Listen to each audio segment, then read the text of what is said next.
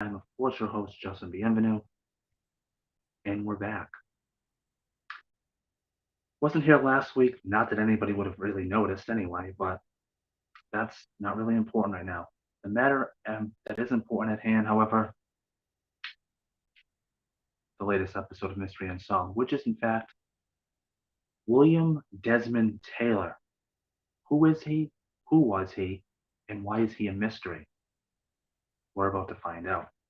Without further ado, Mystery Unsolved, William Desmond Taylor. I would first like to note that we are in fact going back to the Roaring Twenties. That's right. It is also worth noting that this man, well, we'll get into all of that in just a little bit. So, without further ado, William Desmond Taylor was born on April 26, 1872. He died on February 1st, 1922. Okay, so where's the mystery here? It is worth noting that he would have been 100 years old last year around this time. He was an he was an Anglo-Irish American film director and actor, a popular figure in the growing Hollywood motion picture colony of the 1910s and the early Roaring Twenties. Taylor directed 59 silent films between 1914 and 1922 and acted in 27 between 1913 and 1915. Now, maybe it happens. I don't I'm not really all that into the whole film industry when it comes to this type of thing, but he directed and he starred in films at the same time. How many people do that? It's probably way more than you think, but I don't know. I'd kind of be curious to have a number thrown at me. He died at age 49. Cause of death, homicide by gunshot. Okay. So we know when he died and we know how he died. So I'm just going to go off on a shot in the dark here and say we don't know who killed him or why he was killed. Is that safe to say? Let's find out. All right.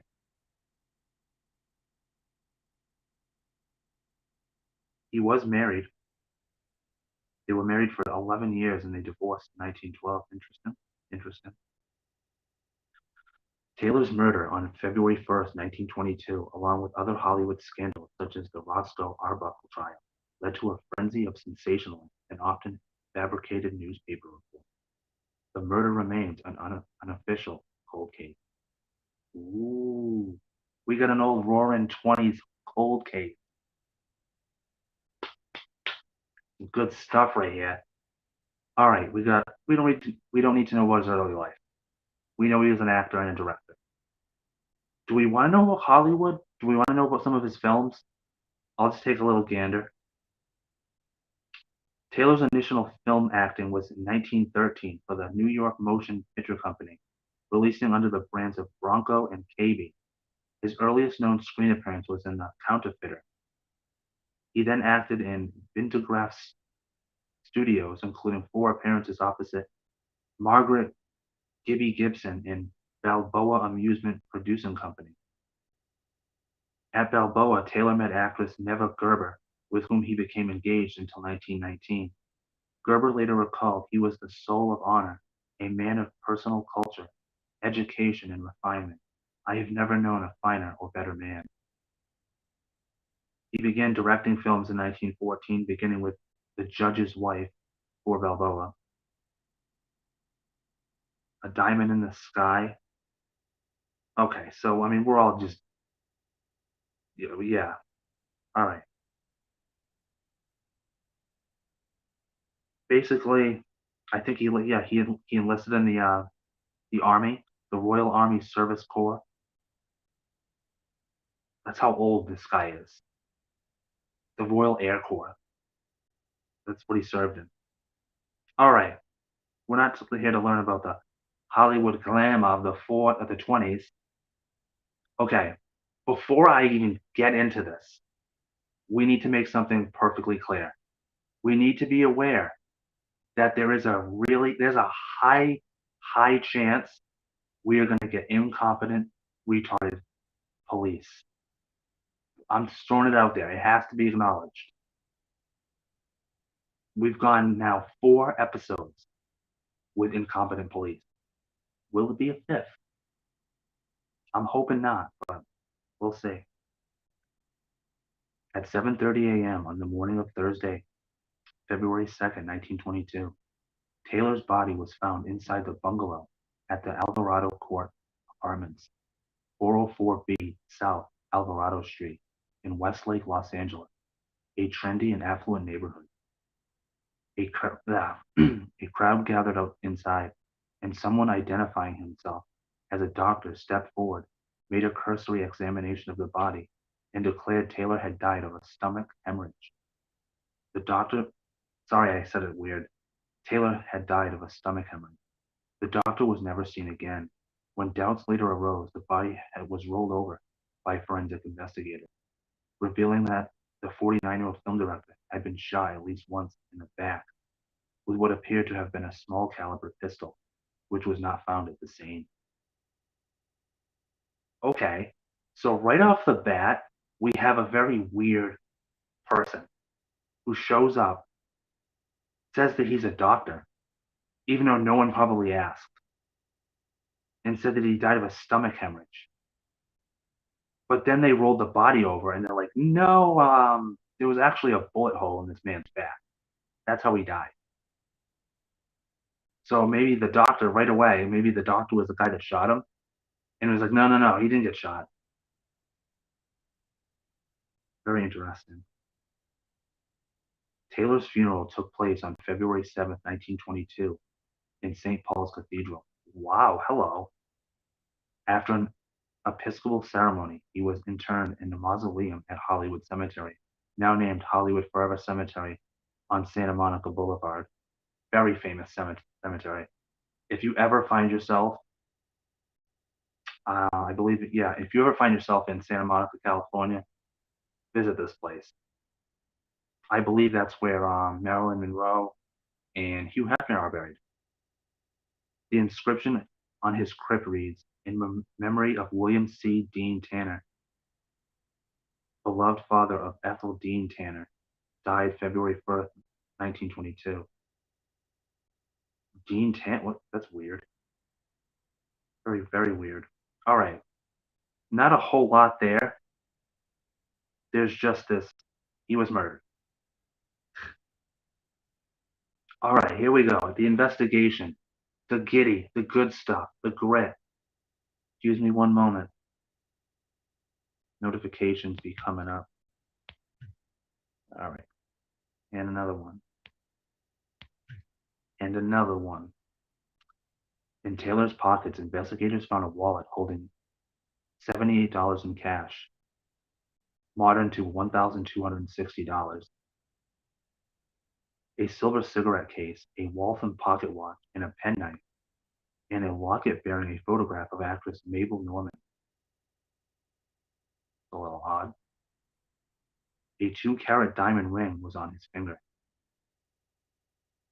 That's even stranger. With the evidence of the money and valuables on Taylor's body, robbery seemingly was not the motive for the killing. However, a large but undetermined sum of cash that Taylor had shown to his accountant the day before was missing and apparently never accounted for. After some investigation, the time of Taylor's death was set at 7:50 p.m. on the evening of February 1st, 1922. While being interviewed by the police 5 days after the director's body was found, Minter said that following the murder, her friend, director, and actor, Marshall Nealon, had told her that Taylor had made several highly delusional statements about some of his social acquaintances, including her, during the weeks before his death. She also said that Nealon thought Taylor had recently become insane. I said I would stop saying and I still did it. Damn it, I need to try to find something else to say. Okay, so 2 of Taylor's friends talked, and basically Minter was, he was a little delusional. And Nealon was like, yeah, he was insane. In the midst of a media circus caused by the case, Los Angeles Undersheriff Eugene Biscalis, Biscalis warned Chicago Tribune reporter Ed Doherty, the industry has been hurt. Stars have been ruined. Stockholders have lost millions of dollars. A lot of people are out of jobs and incensed enough to take a shot at me. According to Robert Giroux, the studio seemed to be fearful that if certain aspects of the case were exposed, it would exacerbate their problems. King Vidar said of the case in 1968, "Last year I interviewed a Los Angeles police detective, William Michael Cahill, now retired, who had been assigned to the case immediately after the murder. He told me we were doing all right, and then before a week was out, we got the word to lay off." Okay, so this police officer, so far not incompetent, thank God, was told a week after they had opened the case to just let it go. Let it go. Also, also worth noting, stockholders have lost millions of dollars. When did he die? Okay, 1922. When was the stock market crash? Wasn't that 1919? Okay, so we're a little bit off. But even so, I imagine 1922, there was still a little turmoil in the old stock market. All right, suspects and witnesses. First off, Edward Sands. Edward Sands had prior convictions of embezzlement, forgery, and serial extortion from the U.S. military. Born in Ohio, he had multiple aliases and spoke with an affected Cockney accent. Sands had worked as Taylor's valet and cook on several months before his murder. While Taylor was in Europe the summer before 1921, Sands had forged his name on checks and wrecked his car. Later, Sands burgled Taylor's bungalow, leaving footprints on the film's director's bed. Following the murder, Sands was never seen or heard from again.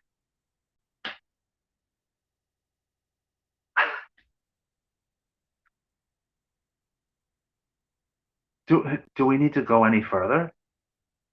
Wow. Wow.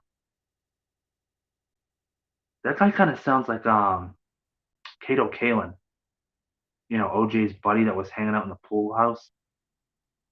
I mean, this guy worked for, you know, I don't know, it had the same sort of feel to me. Except, they actually found Kato and interviewed him, whereas this guy never seen or heard from again. Wow. I don't know. I think my money's on that guy so far. All right. Henry Peavy. Henry Peavy, who replaced Sands as valet, was the person who found Taylor's body. Newspapers noted that Peavy wore flashy golf costumes, but did not own any golf clubs. Maybe that was his style in the 20s? 3 days before Taylor's murder, Peavy had been arrested for social vagrancy and charged with being lewd and dissolute. Where does he find these? Where does he find these valets? Wait, hold on. This doesn't make sense. Sands had worked as Taylor's valet and cook before. Oh, until 7 months before the murder. Okay, so this guy just wore out his welcome 7 months before. Okay, and then Peavy replaced Sands. Okay, my question: where the hell is Taylor getting his valet? Like the creepy valet department? Like, what are you doing? That you replace one crazy person with another, or criminal valet with another. 3 days before Taylor's murder, Peavy had we already said. In 1931, Peavy died in a San Francisco asylum where he had been hospitalized for syphilis-related dementia. So he died the same way that Al Capone died. Dear God.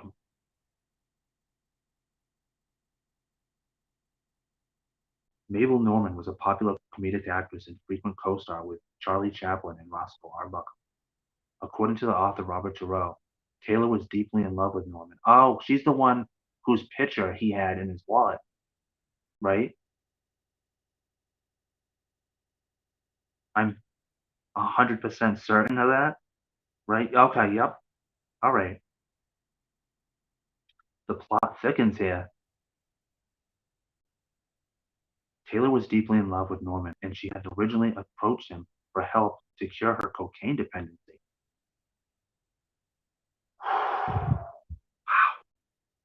Okay, so he's in love with this woman who's addicted to cocaine. It is worth noting this is in the 1920s. So we don't really know that cocaine's addictive, but at the same time, this woman knows she has a problem. Based on Norman's subsequent statements to the police investigators, her repeated relapses were devastating for Taylor. According to Giroux, Taylor met with federal prosecutors shortly before his death and offered to testify against Norman's cocaine supply. Giroux expresses a belief that these suppliers learned of a meeting and hired a contract killer to assassinate the director.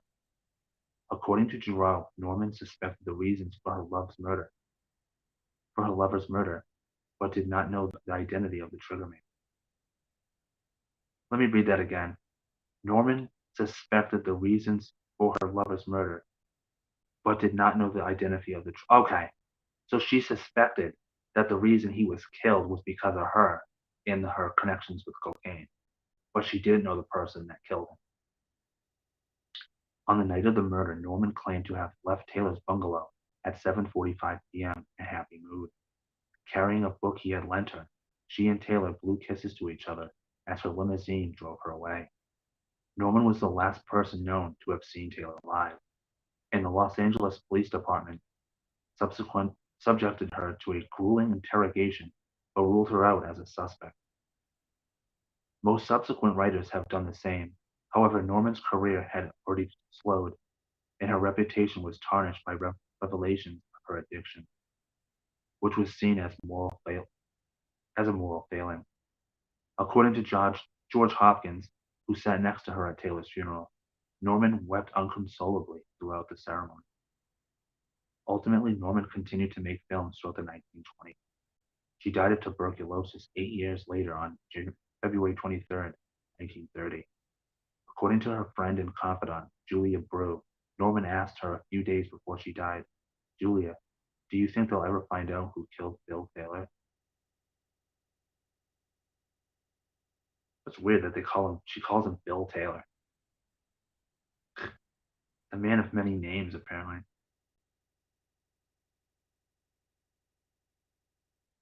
Faith Cole McLean, the wife of actor Douglas McLean and neighbor of Taylor's, is widely believed to have seen Taylor's killer. The couple was startled by a loud noise at 8 p.m. McLean opened her front door and saw someone emerging from the front door of Taylor's home, who she said was dressed like my idea of a motion picture burglar. She recalled this person paused for a moment before turning and walking back through the door, as if having forgotten something, then re-emerged seconds later and flashed a little smile at her before running off and disappearing between the buildings. McLean thought that the loud noise she had heard was a car backfire, not a gunshot. She also told police interviewers the person looked funny, like movie actors in white face makeup, and speculated that it may have been a woman disguised as a man due to the person's height and build. Okay. Mary Miles Minter, Triple M, was a former child star and teen screen idol whose career had been guided by Taylor. Minter had grown up without a father, was only 3 years older than the daughter Taylor had abandoned in New York. Ah, that's interesting. Love letters from Minter were found in Taylor's bungalow. Upon these, the reporters alleged that a sexual relationship between the 49-year-old Taylor and 19-year-old Minter had started when she was 17. Oh shit, and the layers just pile on. Giroux and Vidor, however, disputed this allegation, citing Minter's own statements. Both believed that her love for Taylor was unrequited. Taylor had often declined to see Minter and had described himself as too old for her. Okay, okay, so I'll take the layer off. Okay. However, miss-similes of Minter's passionate letters to Taylor were printed in newspapers, forever shattering her screen image as a modest and wholesome young girl. She was vilified in the press. Minter had made 4 more films for Paramount Pictures, and when the studio failed to renew her contract, she received offers from many other producers. Never comfortable as an actress, Minter declined them all. I wonder what type of offers she was being offered, and they didn't have porn back then, but like they had those racy, like burlesque type films. Maybe that's what they were offering her. Never come to okay. In 1957, she married Brandon O. Hildenbrand, a Danish-American businessman. She died in Santa Monica, California, on August 4th, 1984.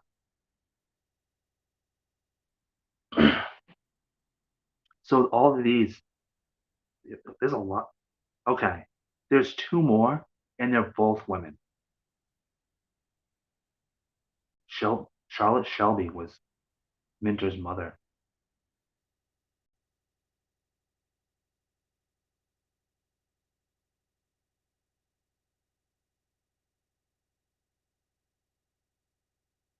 Okay, hold on.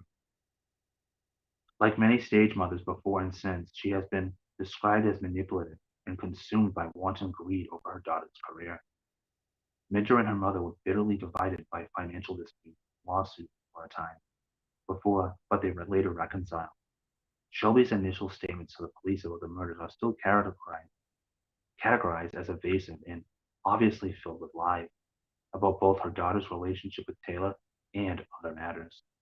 Perhaps the most compelling bit of circumstantial evidence was that Shelby allegedly owned a rare 38 caliber pistol and some unusual bullets which were very similar to the kind which had killed Taylor. After this information became public, she reportedly threw the pistol into a Louisiana bayou.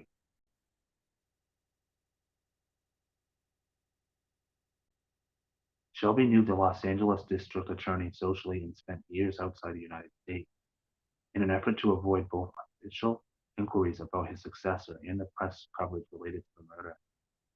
In 1938, her other daughter, actress Margaret Shelby, who was suffering from depression and alcoholism, openly accused her mother of the murder. Oh, okay. The daughter's like, bitch, you murdered my sister's lover or my sister's mentor, whatever you want to call him. Shelby was widely suspected of the crime and was a favorite suspect for many writers. For example, Adela Rogers St. John's speculated that Shelby was torn by feelings of maternal protection for her daughter and her own attraction to Taylor. Ha! That'd be a way to do it, right? That sounds like something Joan Crawford would have done. Um, Although Shelby feared being tried for the murder, at least 2 Los Angeles County District attorneys publicly declined to prosecute her. Almost 20 years after the murder, Los Angeles District Attorney Burren Fitt concluded evidence was insufficient for an indictment of Shelby and recommended that the remaining evidence and case file be retained on a permanent basis. All of these materials subsequently disappeared. Shelby died in 1957. Fitz, in ill health, died by suicide in 1973. It's worth noting that they said the attorney killed himself in 1973, which I find very interesting. All of these are good. So this is really difficult. This is no wonder it's a cold case. Margaret Gibson was a film actress who had been worked with Taylor when he first came to Hollywood. In 1917, she was indicted, tried, and acquitted on charges equivalent to prostitution, also with allegations of opium dealing, after which she changed her professional name to Patricia Palmer. Gibson was arrested and jailed on extortion charges, which were later dropped. She was 27 years old in Los Angeles at the time of Taylor's murder. No record of her name was ever mentioned in connection with the investigation. Soon after the murder, Gibson got got work in a number of films produced by famous players Lasky, Taylor's studio at the time of his death. Shortly before she died in 1964, Gibson reportedly confessed to murdering Taylor. Wow, this is just the layers on this are so thick. And it's like every single woman that he was involved with had a problem, except for his wife and the woman that he was with at the time. And I'm not even talking about what's her name? Mabel Norman. I'm not even talking about her. He was married. Then he was actually seeing the woman Palmer. He was seeing Neva Gerber. That was his partner in 1919. Okay.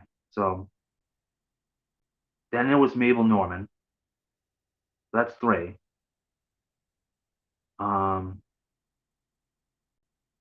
Mary Miles Minter, the one he mentored, she had a thing for him. Charlotte Shelby, um, Mary's mother, had a thing for him. And then Margaret Gibson, this woman, I mean, she's got an opium problem. The other one had a cocaine problem. It's like, Jesus, buddy, you sure know how to pick them. He's not only does he suck at women, not only does he suck at picking women, but he sucked at picking valets. Like either way, there was just nothing. Though a combination of poor crime scene management and apparent corruption, much physical evidence was immediately lost, and the rest vanished over the years.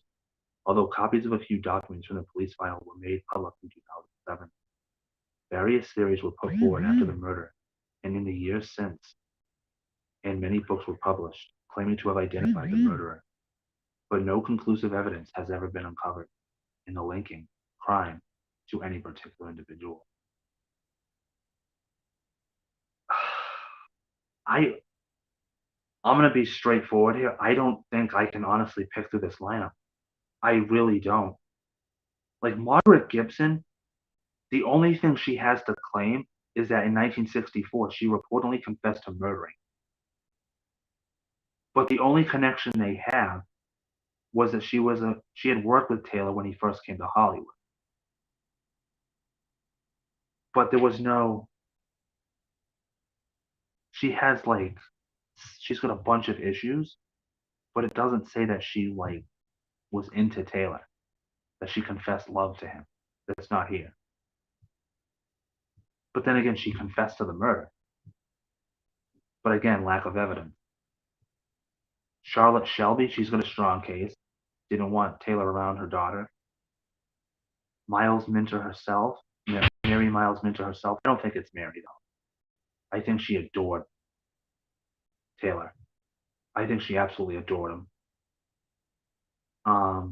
Faith Cole McLean, she's the one that saw. It was definitely a woman. I mean, that's without a doubt. Mabel Norman, I don't think it was her. She had a cocaine problem.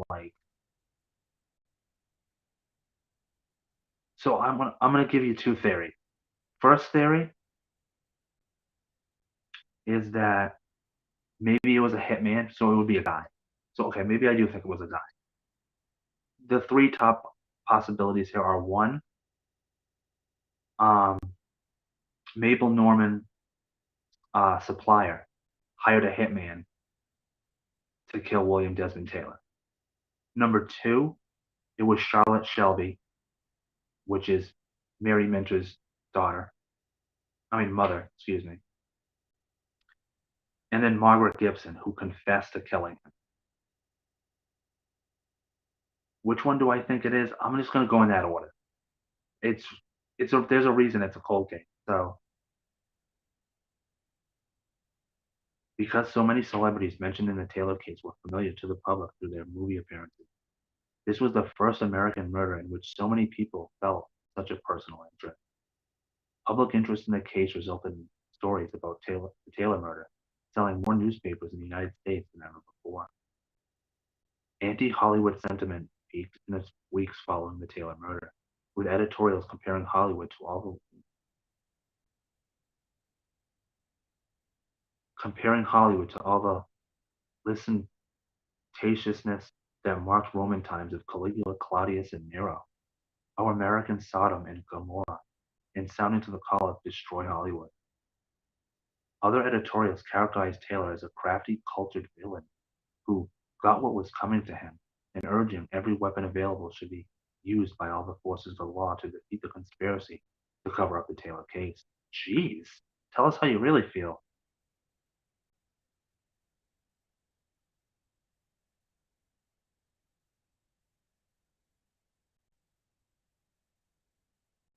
Okay, there's a couple. I'm going to read you a couple of popular culture here because I think it's kind of interesting. The murder appears in F. Scott Fitzgerald's 1940 story, Pat Hobby's Christmas Wish. Hobby discovers a supposed confession to the murder from a Hollywood producer and tries to use it to blackmail him. The film Sunset Boulevard, with William Holden and Gloria Swanson, features a fictional aging silent screen actress named Norma Desmond, whose name was taken from Taylor's middle name and Mabel Norman's last name, as a way to resonate with the widely publicized scandal of almost 30 years before. That's interesting. The film Hollywood Story, 1951, an attempt by Universal Pictures to take advantage of the success of Sunset Boulevard, is clearly based directly on the Taylor murder. While the film reaches a fictional conclusion, it follows the circumstances of the real-life event closely. Gore Vidal's novel Hollywood, 1990, features a fictionalized account of Taylor's murder. Old Hollywood Silent Stars Deadly Secret, an episode of A&E true crime series City Confidential aired in 2000, is about the Taylor murder. So there's a couple more. In 2020, Wondery released a 6-episode podcast series, Murder in Hollywoodland, about the murder. Spotify featured a 3-episode story about his murder based on Margaret Gibson's reported confession. The podcast series is called Deadbed Confession. Very interesting. Very interesting cold case. So, not doing it anymore, but yeah, you can pick any one of your possible theories there and go with them. I'm gonna say Mabel Norman's supplier hired that man to kill him, Charlotte Shelby, or Margaret Gibson. I can't say one way or the other. It's way too unknown. Do stay tuned for next Friday's episode of Mystery Unsolved, where next week's case will be on the Texarkana Moonlight Murders. You heard of them? I have not. We shall see. For Mystery Unsolved, I am, of course, your host, Joseph Bienvenu. Until next time.